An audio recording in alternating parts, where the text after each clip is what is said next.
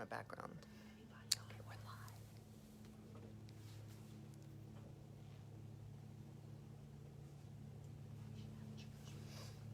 live.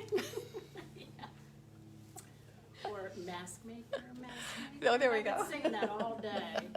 So make me a mask. Do you want to sing for your audience today? There's Helena. I'm curious who's going to remember that we're at 4 o'clock instead of 3 o'clock. This is a test. This is a test to see who's paying attention. A few of you are. 11 people are watching. 13 people. Jenny and Nina and Julie. Hey, Julie. Yeah. 15. Barb Nickel. You guys remembered. Hey, Vicki. It's awesome. And Melanie. And Beverly, lovely, lovely. We have a guest today. Can you hear the joy in my voice? Can you hear how happy I am? Hey, Annika, you're on vacation and you're watching Facebook Live. Yeah. Hi, Barb. Hi, Lola. Hi, Helena. You have notifications set up. You are a clever, clever Facebook Live girl. I'm watching everybody. Oh, yeah. My guest wants to know who's watching her. Maria and Kay. Yep, everybody's coming on. Okay. I just thought that this is the perfect backdrop today. I'm going to come on over. Hello. All right. I'm not doing this today. This is not my show. But Pam finished her Jacobean arbor quilt.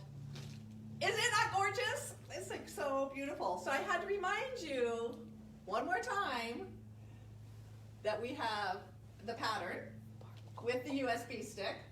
It's only 72 hoopings. You could get this done during your COVID hiatus, right? Comes with a USB stick. And then this is the starter pack. There they are. Beautiful. The starter pack of fat quarters.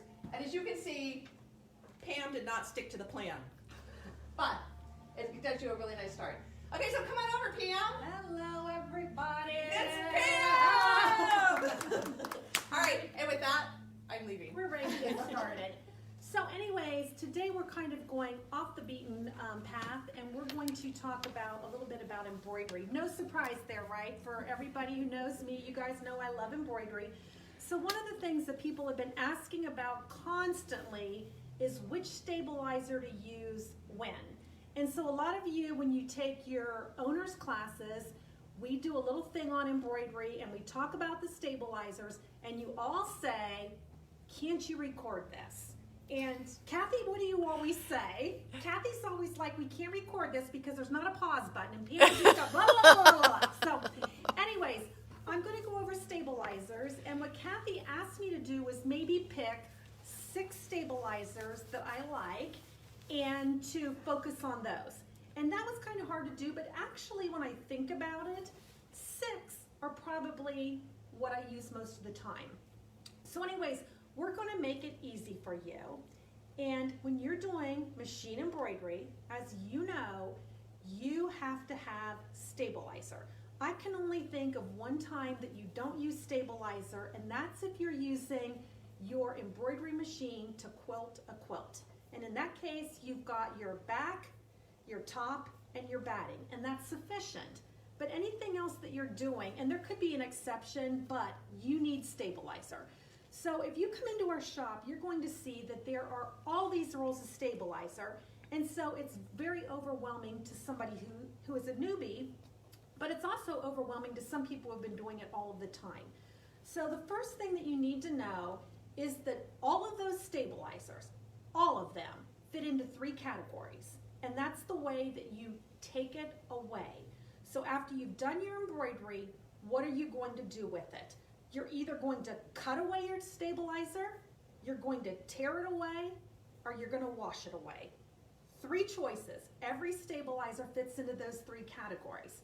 So I'm going to break it down, and I'm going to give you like my top 2 favorites in each of those categories.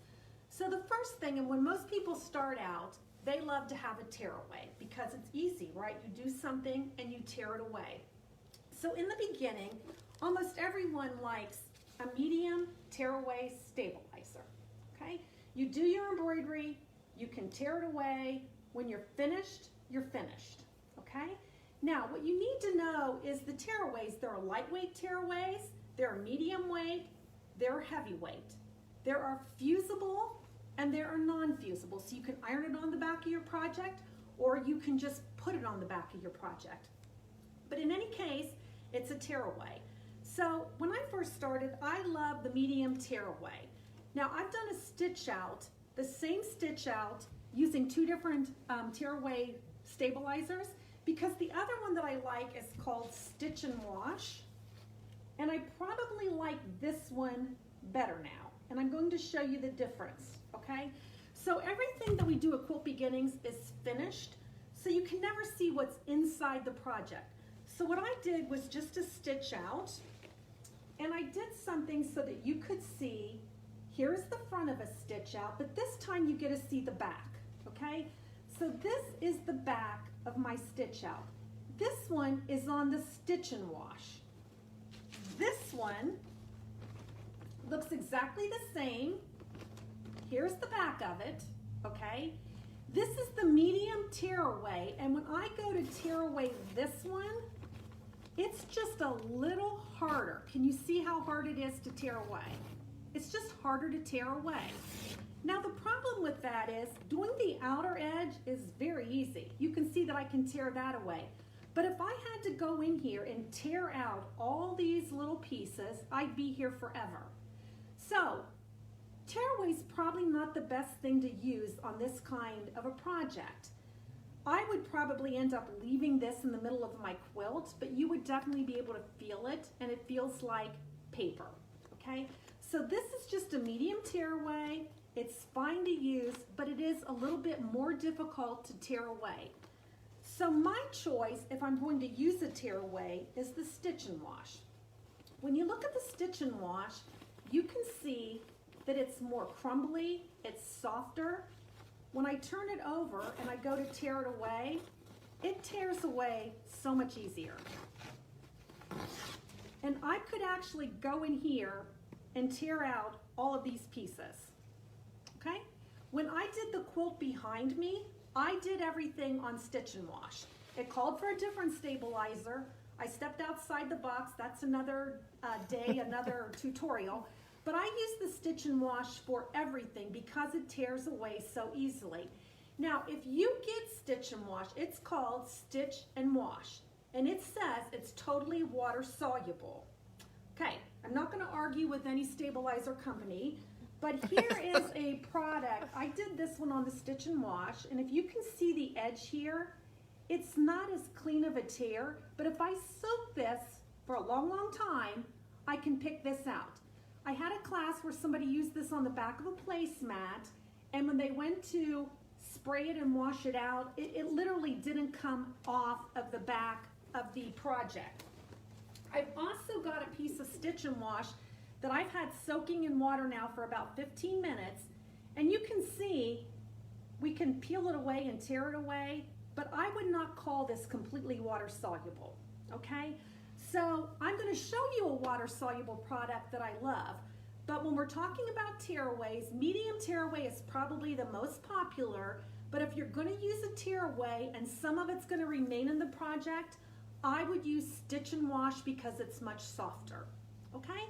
So that's kind of the tearaway issue. Now, the next one that we have is Cutaway. And so many projects call for Cutaway. So when I put on a supply list that people need to bring in bring a Cutaway stabilizer, what they do is they end up bringing in a Cutaway that is, it looks like, well, I'm just going to show you, it looks like the Tearaway medium, but it says Cutaway. Okay? That is Cutaway. There is no way that you can pull it off. There's nothing you can do with it. You've got to cut it away. So literally, if I were doing this same heart, I would have to get my scissors and cut this away. It still feels like paper. It doesn't feel good inside of a project. I'm really not sure what most people use Cutaway for, but I will tell you that when I make books, binders, and I have people stitch out samples and we're putting it behind the protective binder, If you put the Cutaway on there, it makes it nice and firm and it slips in that sleeve so easy. So otherwise, I stay away from the Cutaway that feels like paper. What people are talking about when they say a Cutaway is no-show mesh. So no-show mesh is a very soft, it's woven, it does not tear. You can see I would have to cut this away. What I like about the no-show mesh, because it's woven, it will support all kinds of threads. You can put probably 15,000 threads on here, but because it is woven, it does not add any bulk or any weight to your project. So a lot of you do things like Anita Good Design. You do a lot of Kimberbell. You do a lot of the designers, and they'll say, use a Cutaway. And what happens is people come in and they buy the Cutaway that feels like paper, and that's not what you want. You want something that you can put inside your project, turn it inside out. If I'm using this on an entire Anita Good Design quilt, and so often the Anita Good Design, even the OESD, their tile scenes, and I'm going to show you one of those in a minute, they are so stitch intensive, there is no way that you can cut away or tear away that stabilizer. So you're going to add this in the quilt. So I'm going to show you an example. This is an OESD tile scene, and if you've been in Quilt Beginnings, you've seen a lot of our tile scenes. Can you see that? Mm-hmm. Okay. So this is a tile scene, and it calls for a Cutaway. So I would not want to take the Cutaway that feels like paper and put it in here, because it would just be so scrunchy, right? So when it calls for a Cutaway and it's going to be left in the project, you definitely want to use the no-show mesh, okay? So anything that's a tile scene, if you're doing an Anita Good Design and it has a lot of stitching in the background, anything that has a ton of stitching, when it says Cutaway, it means no-show mesh. If you're doing the little Kimberbell projects and she says she wants a Cutaway, it's going to be something that's left in the project. You want to use no-show mesh because you're not going to feel it. It's not going to add bulk. It's not going to add weight, okay? So we've had 2 tearaways and we've had 2 cutaways. 99.9% of the time when you want a cutaway, you want no-show mesh, okay? Now, that brings us to the third kind. Here's the tearaway medium. Here's the tearaway medium that I mentioned earlier. The Washaway. So when you get ready to use a Washaway, anything that you're going to see the back of, you want to use a Washaway. So the one Washaway that I really like is Wet and Gone. And let me see. It's right there. Okay. This is the Wet and Gone. And Wet and Gone looks exactly like no-show mesh, okay? So here's something that I've done with Wet and Gone. You can see that it is, and I'm going to talk about this in just a minute, but it looks meshy, okay? And the no-show mesh looks meshy. How can you tell the difference? One thing that we do recommend is that when you take the label off of your stabilizer, that you stick the label inside of here so that if you have a question, you can always pull it out and look and see what you're dealing with. If you don't know, there's 2 ways that you can tell. No-show mesh, which is a cutaway, we can't tear. We can also pour water on this and it's not going to go away. Some of the people in my class will just say spit on it. I'm like, no, we don't spit on it, okay? Okay, so. I just want to interrupt for a second because I want to show that we actually have a classroom here. So we have Emily is watching and Lisa is back in the building and we've got Kathy and we have Katie all at socially distanced taking notes because we want to learn all this stuff too. So now back to you, Pam. Sorry, she has a little audience here. Got it, okay. So when you want something that washes away, I love the Wet and Gone. And again, we're going to talk about another product in a minute, but the Wet and Gone that looks like no-show mesh, and here it is here, When I dip this in water, you can see first of all, it tears. So I know that it's a washable, water-soluble product, okay? Also, if I put it in water, it's going to dissolve. All right, so what do we use that for? This is a Kimberbell freestanding lace pattern. So it came from this CD. And these are just freestanding lace. You may have seen it if you've been in the shop. There's a little Christmas tree. But it is just something that's going to be freestanding, like an ornament. It can be a decoration on a package, something like that, okay? So here is one that I did. And what I want you to notice is it's very stitch intensive. So if the directions don't tell you, I'm going to tell you, you want to use 2 layers of this.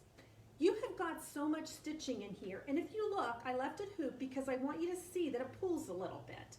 And we're going to talk about that in just a second, but if I only had 1 layer in here, it would really bunch up, okay?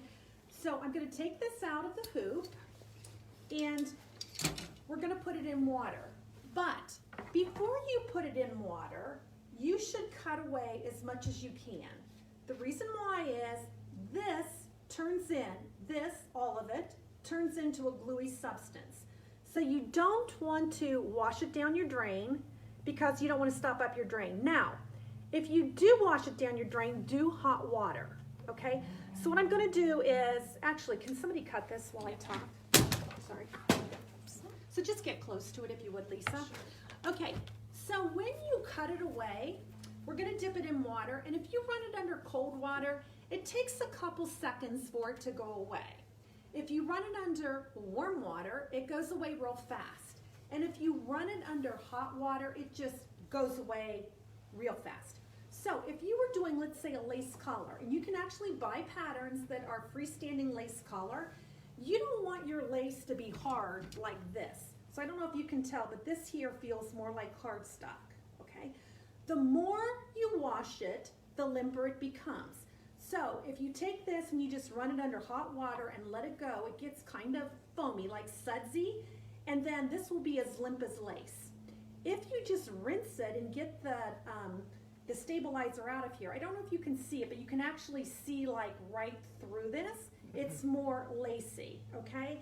So here's a couple of other ones that are freestanding lace. But these were not meant to be freestanding lace. So I want to explain the difference. If you decide you want to make something, if you decide you want to make something freestanding, you need to buy a pattern that says freestanding lace. Why? Let's say that you purchase a snowflake pattern and you decide I want to make snowflakes for my Christmas tree. I'm going to decorate the whole thing with snowflakes. And you just make a bunch of these snowflakes and you dip them in water. If they're not digitized as freestanding, once you put them in the water, you're going to have a blob of thread, okay? So what happens is when you buy something that is freestanding, it is digitized so that every thread interlocks with every other thread, and when you're finished and wash it, you've got something, okay? These are freestanding, but they were not meant to be freestanding as in I can just stitch them on the stabilizer and make the stabilizer go away. So if you have something like this, what you can do to make this be freestanding is take and hoop your water-soluble stabilizer, and then you add like a layer of Mylar. Or you add a layer of Mylar and a layer of some kind of tulle. And then what you do is you're going to stitch it out, and the Mylar and the tulle is what actually holds those stitches. And before you do the very last stitch out, which on this would be the pumpkin and this brown, you would trim away your tulle and your Mylar, and then you do the satin stitch around the edge, and then when you wash it away, you still have your shape. So I've had people come in and they're like, I really want to use this, let's say on a wedding dress, or I want to use it on tables or chairs as a decoration, and I want it to be freestanding. If it's not digitized as freestanding, don't waste your time. You're wasting a lot of thread and it's just going to go away. So now that I've got this cut down like this, can you get it over here? I can. we are going to stick this into the water. And this is freezing cold water. So it's going to take a little while for it to go away. Wish we had warmer water back here. We could have microwaved it. Okay, we might have to. You can see, Well, you can that see what's happening. You can see that with cold water, it just takes forever to go away. Okay? But if you use hot water, it goes away real quick. So we'll let that soak for a minute. Now, if I had soaked the other stuff, the stitch and wash, I'd still be sitting here waiting for it to go away. But can you see this now that this is all going? Oops, wrong. Oops, whoops. I'm using my tool wrong. Come here, come back. Come on, Kathy. Come back. We have a technical difficulty. Technical difficulty. Oh, here we go. Oh, there we are. Okay, now we're back. Whoop. Am I Okay. back? Yeah, you're back. Hi. Okay, so you can see Come on back that over here. everything went away now, right? Oh, and wow. then we just kind of dry this in a paper towel. I just have to read a comment from the Peanut Gallery. Linda Dice says, this is so informative. You've said this in class, but now I can save the YouTube for future reference. Bravo. Yay. Okay, so anyways, here is the freestanding lace. So you see how that works, right? Okay, what I want to tell you though is I made a snowman like this. And he sat in my garage all winter and he really kind of Whoop. got kind of droopy. So if you have something that droops or becomes misshapen, so see how this is kind of misshapen? Yeah, he's pathetic.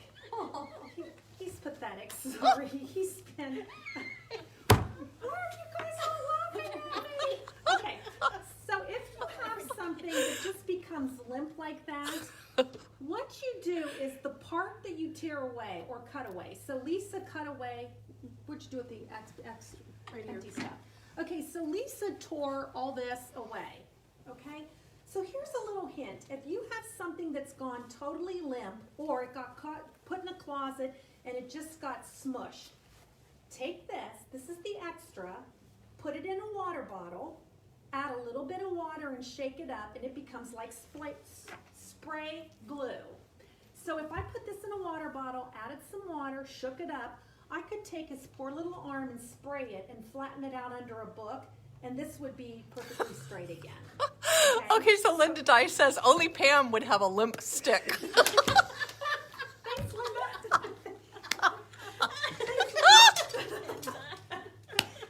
Okay. Story of my life, Linda. Okay. All right. So, this is a segue now into one other stabilizer that I like, which I'm going to tell you two different brands of it. So, there is what we call Perfect Stick Stabilizer. And if you guys have ever been in my class, you know what Perfect Stick is all about, okay? So Perfect Stick Stabilizer, it feels really rough, but we're gonna take this away. So I'm going to show you what we do with Perfect Stick Stabilizer, but this is not water soluble, but it has many uses, okay? So when you go to hoop this, Kathy, can you come down on my table? This has a shiny side and a rough side. The shiny side is going to go up. And you need to loosen your hoop a whole lot to get this in here. So I've got my hoop loosened and I'm going to press this in, okay? And then you take scissors or a pin or something like that and we're gonna score this and take it off. So I'm just going to score this like this.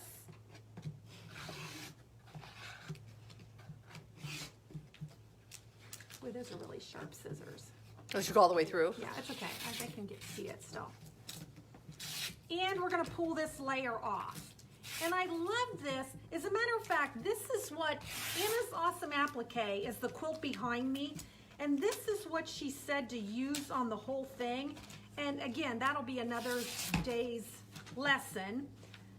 But what I like to use this for is your unhoopable objects, okay? So if you're doing a towel, if you're doing something that has nap or pile, you cannot hoop that, all right? You can try to hoop it. You can't hoop a terry cloth towel. You don't want to hoop something like flannel. So What we sell here is mostly cotton, but even our flannel, you don't want to hoop for two reasons. You kind of get like a burn on it, so it leaves the hoop mark, and it's really hard to iron that out, okay? So this, you guys can see that it really sticks. So there's a comment that they can never get that stabilizer released from the project when they use it. Okay, I'm gonna tell you two things about it, okay? Hang in there, hang that comment for just a minute. Okay, but if I have a onesie or if I have something that's hard to hoop, okay, this is wonderful. So let's say, we have got the crossbars on here. So if I wanted to do a towel, just to give you a real quick tutorial, I could take my towel. Can you see my thing down here? Okay. So let's say that this were my towel and I wanted something right here. What I like to do is just fold it in half and then fold it up to the middle of where I want my little design to be. And then I lay this so it goes across the middle. And I could actually draw a line here. Bless you. But I'm just gonna lay it on there, fold this down, fold this over, and now my design's gonna come right in the center. Cool. Easiest way to hoop it, okay? So, when you do your design, your lettering, whatever it is, when you go to release this, you want to tear it at a 45-degree angle, okay? So I don't know if that answers that question, but it is not wash away. They say it's wash away, but it's more pick away. Wet it, pick it, okay? And that's because you can see it's more solid. So OESD makes a product called Aqua Mesh Plus, and this is another one of my favorite water solubles because it is totally water soluble, but it has the stick factor. So I can still put it in my hoop. I do it the same way as what I did with the perfect stick that I just showed you. The glossy side up, tear it away, hoop my object, but when I'm finished, it washes away beautifully. Okay, now I'm just going to cover two more things real quick, and that is toppers. So people always look at the toppers and they think this is stabilizer. A topper is not stabilizer. So I said that there's three kinds: Washaway, Tearaway, or water soluble. These happen to go away with heat or water. But what this is for everyone who asks, anytime you're doing embroidery on something that has nap, so anytime you have corduroy, what you want to do is take the topper and you want to lay it in the hoop. You don't need to hoop the whole thing. You just have to have enough that it goes across the area that you want to embroider. Now, after you use this, it's going to be like cellophane. It feels like cellophane. It pulls away. You've perforated all the edges, it pulls away. The difference is water soluble is going to wash away. So if you're doing it on a towel, it looks pretty in the beginning, but when you wash it away, your threads sink down. So if you've ever purchased a towel that has embroidery and you wash it and then you see that those threads have sunk down in there, it's because your stabilizer, your topper, has washed away. So I like the heat topper. The heat topper works much the same way. It's got these little ridges on it. When you put the ridges down, you do your embroidery, you tear it away, and what's ever left comes away with heat. But most of the time I don't have anything left. You can just pull it away, and that stays like a plastic barrier in there so that if you wash it, dry it, or whatever, it's still there. Now, if you're not going to use either of those, I mentioned Mylar earlier, and I love to use Mylar as my topper. So here is a bag that I did earlier this year, and I don't know if you can see the sheen, the shimmer on it. Can you pick any of the shimmer up? Yeah, in the window here. Stay. Yeah, you can see it in the car window. Mm-hmm. Okay. So on all of these, I didn't want to use the topper. So what I did is I laid a layer of the iridescent Mylar down, nothing else, just the iridescent Mylar. I did the stitch out, and then I tore this away. And when you see the bag in the light, all of those appliques, they kind of are glittery, and people just love them. They think that you have used metallic thread. when all I have done is use the Mylar. So Mylar is especially effective if you do it under something that is a solid stitch out. So you've got two kinds of toppers, two kinds of cutaways, tearaways, washaways, and how to use the spray stuff afterwards. So I hope that answers most of your questions. Wow. I think we need to give her a round of applause. Yay! Thank you. I think that we should invite you back next week, Pam. I'm here. So anyways, and for those of you who don't embroidery, you should. We'll get you set up. Okay? All right. So next week, we're going to meet again at 4 o'clock on Wednesday. It won't always be focused on an embroidery topic, but it might be for a time or two. Anyway, I think you did an awesome job. Thank you. All right. See you guys next week.